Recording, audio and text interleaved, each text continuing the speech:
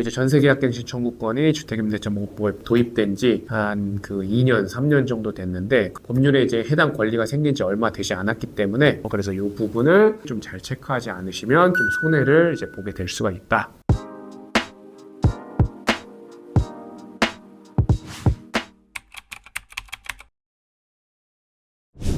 여러분 안녕하세요.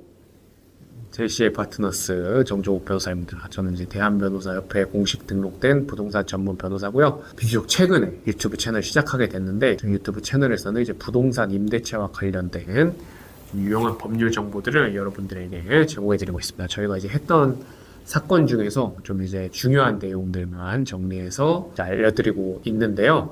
오늘은 이제 말도 많고 탈도 많은 그 주택임대차보호법 전세계약갱신 청구권에 대해서 설명을 드리도록 하겠습니다. 전세계약갱신 청구권 관련된 법적 분쟁은 이제 참 많이 이제 발생했고 저희도 관련 소송을 이제 굉장히 이제 많이 했던 것 같아요. 그래서 이제 전세계약갱신 청구권이 주택임대차보호법에 도입된 지 한 2년, 3년 정도 됐는데 그동안 이제 저희가 이제 무수히 많은 소송을 이제 진행했습니다. 법률에 이제 해당 권리가 생긴 지 얼마 되지 않았기 때문에 소송이 이제 많이 발생했는데 이게 이제 집주인의 입장이건 세입자의 입장이건 굉장히 이제 중요한 내용들을 이제 많이 담고 있어요. 그래서 누구든지 관련 분쟁에 휘말릴 수 있기 때문에 여러분들이 좀 잘 정리해 두시는 것이 중요합니다. 그래서 오늘은 이제 주택임대차보호법에 규정되어 있는 이제 전세계약갱신 청구권에 대해서 함께 알아보는 시간을 가지도록 할 건데요.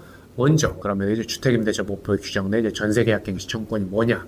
요거에서부터 좀 시작을 해야 될 것 같아요. 그래서 전세계약갱신 청구권이라는 거는 굉장히 이제 강력한 권리입니다. 그러니까 원래 이제 계약 조건은 쌍방, 계약 당사자 쌍방의 동의가 있어야 되거든요. 임대차 계약 같은 경우에는 임대인과 임차인의 쌍방의 동의가 있어야 계약 조건 변경이 가능한데 전세계약갱신 청구권은 예외적으로 그 세입자의 주거 안정을 위해서 세입자의 일방적인 의사표시만 있어도 계약이 이제 갱신될 수 있도록 하는 권리예요. 예외적으로 이제 굉장히 이제 강력한 이제 권리죠. 이건 이제 법률용어로 형성권이라고 하는데 계약 당사자 일방의 의사표시만으로 계약 갱신의 효과가 발생하는 이제 굉장히 이제 강력한 권리입니다. 그래서 집주인분들이 이거에 대해서 이제 굉장히 이제 반발을 이제 심하게 했죠. 그래가지고 관련된 소송이 이제 많이 발생을 했고 세입자 입장에서는 요 이제 전세계약갱신 청구권을 이제 잘 활용하면 주거 안정에 이제 도움이 될 수가 있고요. 그리고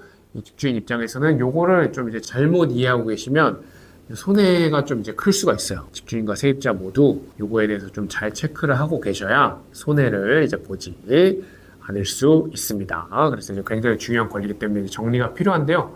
주택임대차보호법에는 이제 전세계약갱신 청구권에 관해서 이제 규정을 하고 있는데 이게 이제 도입된 지가 얼마 안 됐는데 원래 이제 전세계약갱신 청구권은 그 상가임대차보호법에서만 이제 규정을 하고 있었어요. 그거를 이제 상가임대차보호법에 있는 이제 계약갱신 청구권을 그 주택임대차보호법에도 이제 도입을 한 건데 법률 조항을 보시면 이제 상가임대차보호법이랑 주택임대차보호법이랑 계약갱신 청구권에 관한 조항들이 거의 비슷해요. 거의 비슷해요. 그래서 상가임대차보호법에 있는 내용들을 이제 거의 그대로 가지고 왔다고 해도 무방한데 그래도 이제 좀 차이가 있습니다. 그래서 이 차이를 좀 잘 아셔야 되고요.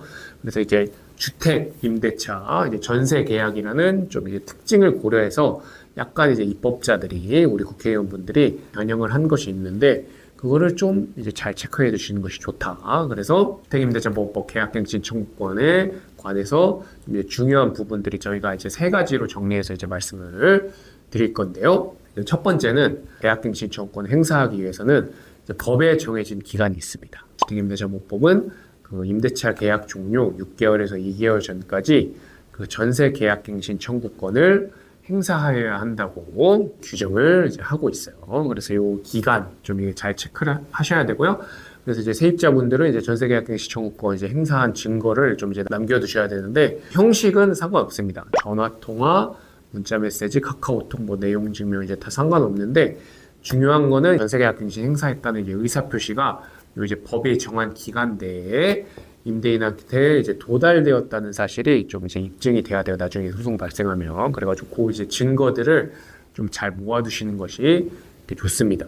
그래서 첫 번째 기억하셔야 될 것은 주택임대차보호법이 정한 기간, 임대차 계약 종료 6개월에서 2개월 전까지 계약갱신 청구권을 행사했다는 그 의사표시가 임대인한테 도달되었다는 사실이 입증되어야 된다. 증거가 있어야 된다. 요거 이제 굉장히 중요하고요. 두 번째 부분은 요것도 이제 잘 체크를 해 놓으셔야 되는 건데, 주택임대차보호법 같은 경우에는 세입자가 전세계약갱신 청구권을 1회에 한해서 한 번만 사용할 수 있다고 규정을 이제 하고 있어요. 이게 이제 상가임대차보호법이랑 이제 다른 부분인데, 상가임대차보호법 같은 경우에는 이제 10년이라는 그 제한을 두고 있긴 한데, 이제 횟수의 제한을 이제 두고 있지 않거든요.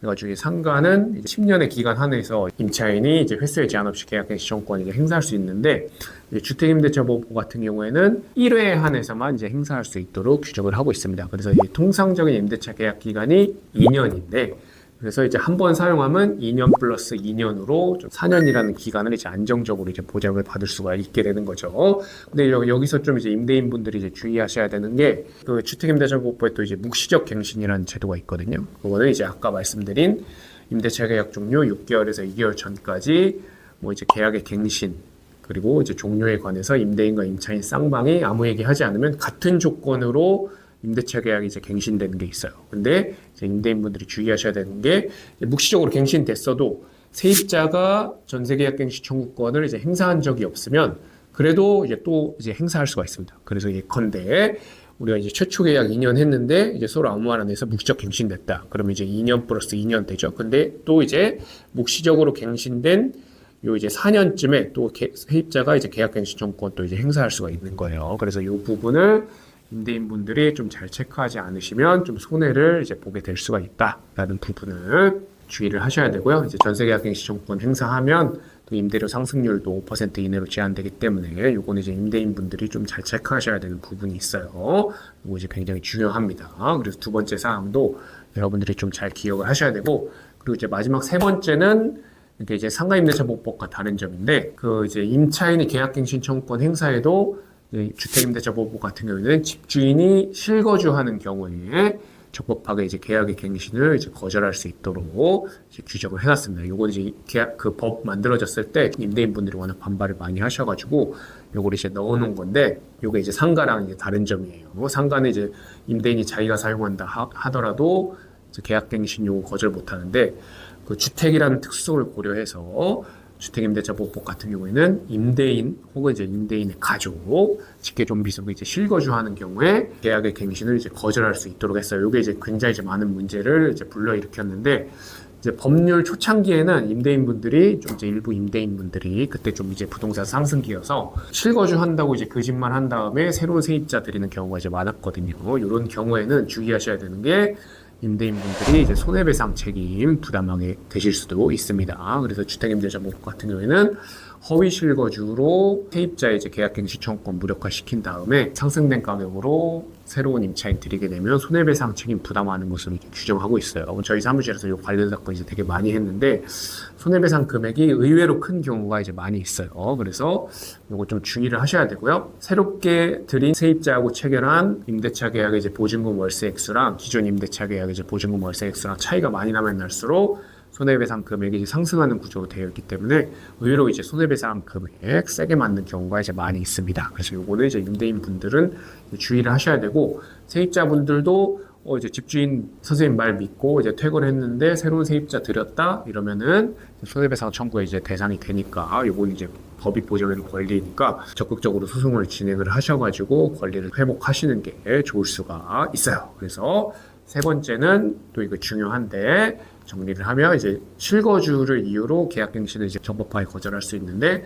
허위 실거주로 이제 손해 입힌 경우에는 손해배상 책임을 집주인분이 부담하게 된다. 이거 좀 기억을 이제 하셔야 되겠습니다. 주택임대차보호법상 이제 전세계약갱신 청구권을 이제 세입자 입장에서는 이제 주거 안정을 위해서 활용하면 굉장히 이제 유용한 이제 권리고, 반대로 이제 집주인분 입장에서는 요거 이제 잘못 오해하면 손해를 이제 크게 보실 수가 있어요. 굉장히 이제 불필요한 이제 분쟁에 휘말리게 될 수도 있으니까 이 부분은 좀 이렇게 잘 체크를 하셔야 되겠고, 혹시 뭐 이제 전세계약갱신 청구권과 이제 관련해서 이제 문제가 발생했다. 그러면 이제 요게 이제 아까 말씀드린 것처럼 법률이 생겨난 지 얼마 되지가 않았어요. 그래서 이제 관련 사건을 많이 다뤄본 이제 변호사 사무실이 의외로 많이 없습니다. 그래서 의뢰인분들 입장에서는 관련 분쟁에 휘말렸을 때 이제 실제로 관련 사건 많이 다뤄보고 이제 승소 경험을 보유한 이제 변호사 사무실에 좀 도움을 요청하시는 게 이제 바람직하겠죠. 이제 관련 사건을 좀 이제 다뤄봤냐 안 다뤄봤냐는 실제로 이제 소송 수행함에 있어서 굉장한 차이를 이제 불러일으키기 때문에 요거는 이제 굉장히 중요한 요소라고 이제 할 수 있습니다. 정리를 하면 마지막으로 정리를 하면 이제 주택임대차 보호법상 전세계약갱신 청구권은 이제 굉장히 중요한 권리고 주인분에게 있어서나 이제 세입자분에게 있어서 굉장히 중요한 권리고 법률 규정 5에서 굉장히 이제 소송의 분쟁에 휘말리는 경우가 많은데 이런 경우에는 관련 사건을 이제 많이 다루고 이제 임대차법 전문 변호사에게 사건을 의뢰하는 것이 바람직하다 하겠습니다. 오늘은 전세계약갱신 청구권에 대해서 이제 함께 알아봤는데요. 다음 시간에는 또 이제 더 중요한 또 여러분들에게 유용한 그 컨텐츠 가지고 한번 찾아뵙도록 하겠습니다. 오늘은 여기까지 할게요. 감사합니다.